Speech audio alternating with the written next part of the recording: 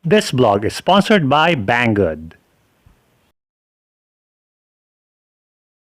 Hello guys, good afternoon. Ito si Gene. Welcome sa 11.9 Workshop. No, guys. So this part of our show guys, ito ang bago nating segment. This is the 11.9 Preps blog. No? Ito yung kauna-unang episode ng 11.9 Preps. And sa 11.9 Preps, instead of talking about power tools, pag-uusapan natin, magre-review tayo ng mga prepping stuff, no guys? So, survival and prepping stuff. And usually, re-review natin dito is mga products mula sa ating mga friends mula sa Banggood, no guys? I think last time nakapag-review na tayo ng flashlights, no? Nag-review tayo ng dalawang klaseng high-powered flashlights. Nag-review tayo ng mga solar-powered street light, solar-powered na electric fan, no guys? Pati yung pati mga ano yan, yung multi-tool, no? Nag-review tayo niyan. Pero this time na pag-decide ko na gumawa ng isang playlist or ng isang separate na ano diyan na show. 11.9 workshop pa rin. I don't want to add another channel. Dito na lang tayo para pag-usapan natin yung bagong tool or bagong prepping stuff na bigay mula sa Banggood, no guys.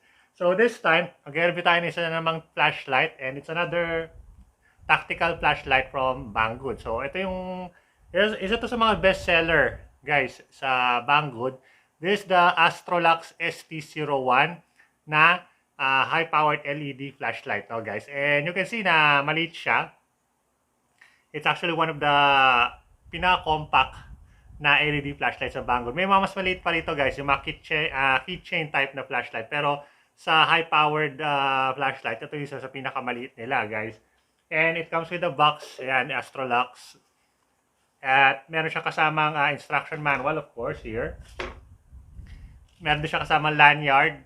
And kasama rin yung kanyang charging cable, no guys? So, pwede mo i-charge itong flashlight na to. However, hindi kasama yung kanyang battery. No, yun lang yung medyo downside niya. Pag bumili ka ng flashlight na to, hindi kasama yung battery. Unlike yung ibang binili natin flashlight from Banggood or ni-review natin flashlight like yung Saints, no? Kasama yung battery ito, hindi kasama. Ang kanyang battery, guys, is isang 21,700. 21,700 na battery. Ito yung madalas na ginagamit sa vape. So, pakita ko sa inyo, umorder ako. Before to dumating, umorder na ako ng battery niya. And, ayan siya. So, malaki. 21,700, 4,000 milliampere na battery, 3.7 volts. So, medyo malaki siya, guys. So, ayan siya. At hindi siya pwedeng gamitan ng converter, no, guys. Yung kasing isa, yung Saints natin na flashlight, meron siyang kasamang converter. Pwede mo siyang gamitin. Pwede mo gamitan ng tatlong AAA batteries. Ito, hindi. Exclusive yung kanyang battery. So, ayan. So, it's made of aluminum, yung body niya. At aluminum alloy. At ang kanyang LED is Cree XHP 50.2. So, tempered coated glass. And yun. Kanyang lumen is 3,500 lumens ang nakalagay dito, guys. Which is very powerful. Mas malakas pa yung lumens niya doon sa isa ko, yung malaking flashlight ko na 2,000 lumens. And doon sa Saints is 1,800 lang. Ito, 3,500 daw. I don't know if that's true, pero malakas naman siya. So, I think okay naman. At kaya niya na magpailaw up to 318 meters, no guys? And it's impact resistant for 1 meter. At syempre, waterproof din siya, IPX6, no? Now, what can I say about this is, medyo maliit lang siya. Malaki pa rin siya, guys. Considering yung kanyang bigat, medyo malaki pa rin. Pero I think ito yung pinaka-standard na flashlight size, na hand tactical flashlight size, no, guys? So, okay naman siya.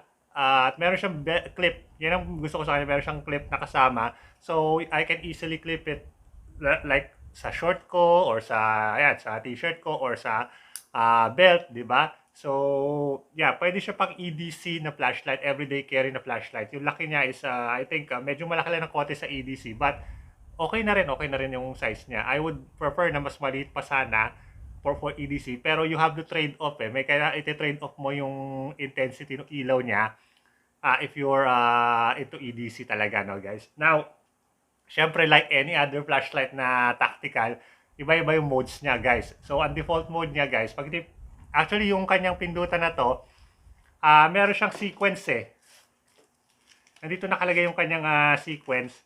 And medyo confusing yung sequence niya, no? Pero iano ko na sa inyo yung basic. So yung basic niya of course is on and off. So on mo, ayan, one click. So naka-on siya. So ito yung kanyang default sa akin, guys, kasi meron siyang memory mode. So pag hinayaan mo yung ilaw niya na naka-ilaw for like 2-3 seconds, yun ang ma-register na memory niya. Yun ang pinaka-una niyang sisindihan, no guys? So second mode ng sa akin is, ayan, strobe mode. So, ito yung pinaka-second niya kasi yun yung last niya, yung pinaka-malakas. Yun ang tawag ng turbo mode. Next is SOS, no? Yan, SOS yan. Yan, guys. So, nag-spelling siya ng SOS through Morse code. And then, next niya mode is yung pinaka-mahina. Ito yung pinaka-default niya, guys. Ito yung pinaka-mahina niyang mode. Kapag binili mo to or kapag in-order mo to at nilagay mo ng battery, pag pindot mo, ayan agad ang unang yan ang unang lalabas, no, yung pinakamahina niyang mode. Next is ito, medium mode niya. Third is yung kanyang pinakamalakas na mode. Ayan. Tapos next ulit is yung kanyang strobe and SOS. Ayan. Ayan. So, kung gusto mong patayin siya, guys, you just have to hold lang yung kanyang, yung pindutan niya. Hold mo lang ng mga 2 seconds. It turns off. Ayun. So, meron siya sequence, guys. Sabi ko sa inyo. Nakasulat dito, pero medyo confusing yung kanyang sequence Pero try ko pag-aralan. Pero hindi ko siya ma-gets, no? Kasi pag halimbawa, naka-off siya, pag pindot mo ng 2 beses, mag-i-strobe siya. Ayan, no? O, diba? Tapos pag pag in-off mo ulit, off natin ulit, and then click mo siya for 3 clicks, pwede siyang mag-change ng mode. So, 1, 2, 3, ayun, nagpalit siya, naging Morse code, no?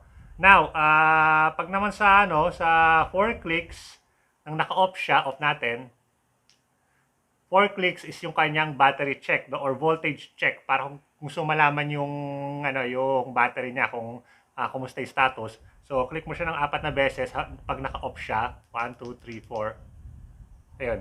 Milaw yung kanyang, ayan. So, that means, malakas pa yung ating charge, no? Yun. So, yeah. Meron pa mga ibang modes, pero medyo confusing nga siya. Hindi ko makita. Ang ginagawa ko lang sa kanya, guys, if I want to light it up, ganyan, hayaan ko lang sa pinakamalakas niya. So, iset natin yung kanyang memory sa pinakamalakas, which is 2, 3. Ayan. So, set natin dyan. Itayin natin mga 10 seconds or 5 seconds. 1, 2, 3, 4, 5. Okay. So, patayin natin. So, try natin kung nag-set yung kanyang memory. Sindi natin ulit. Yon. So, yun na yung sa memory niya. Yun yung last na gagamitin mo. So, every time na you use this flashlight, yan ang lalabas lagi, no? Turn off natin. Okay, so what can I say about this flashlight, guys? It's actually really nice. I like it, no? Okay na okay siya for ADC. Sabi ko nga ADC. And actually, guys, ilang beses na to gamit ko na to flashlight na to. Hindi ko to in-unbox ngayon. Nung dumating to, binuksan ko agad kasi gusto ko talaga ng maliit na flashlight. Kasi yung scenes nito medyo malaki ng konti, mahaba. Lalo naman yung isa, yung isa nating review, medyo malaki yon. Ito, ang liit niya. So, ito yung ginagamit ko lagi pag lumalabas kami ng, ako pupunta ako 7-Eleven ng gabi, kasama ko misis ko, bibili kami ng pagkain. Ito, dala ko lagi. Kasi hindi talaga ako lumalabas ng bahay ng gabi nang wala akong dalang flashlight. And minsan, dinadala ko ibang flashlight ko, pero malalaki yon. So, ito, maliit lang siya. It's compact, it's lightweight. So, pwede ko siya lagi sa t-shirt ko or sa aking, sa garter ng belt ko, no? Or ng shorts ko. Nandiyan lang siya, nakaipit lang siya. And yeah, it's really nice. I actually like it. So, ayun, okay tong flashlight na to, guys. So, kung interesado kayo dito, of course, it's available sa Banggood, guys. Nandiyan sa description yung link, no? Para makita nyo kung magkano to. Check nyo na lang, guys. Hindi naman siya kamahalan for a tactical flashlight, no? It's actually very affordable. Hindi siya kasing mahal ng mga tactical flashlights na branded talaga. But it's also good. It's very good naman. So yun, yan nga, kung interesado kayo, nandyan yung sa description, yung ating link, no? Tapos guys, next time, mag-review pa tayo ng ibang mga items mula sa Banggood. Mag-review naman tayo ng, for ano naman, for brownout, no guys? So kasi, napansin ko nung mga nakaraang nagka-problema tayo nung bumagyo, di ba? Nung Odette, ang daming nawala ng kuryente. So nag-request ako sa Banggood na gusto kong mag-review ng mga affordable solar stuff, no? Solar panel, solar na radio and solar charger para naman sa mga kababayan natin na gusto na mag-install or magkaroon ng mga portable solar panels na ganyan. Halimbawa, for emergency, halimbawa, nag-brownout, di ba? So, yun. I-review natin yan next time, no, guys? Dito sa 11.9 Preps, okay? So, guys, this is Gene from 11.9 Workshop and also the host of 11.9 Preps. I'll see you guys again next time. Have a good day. Adios.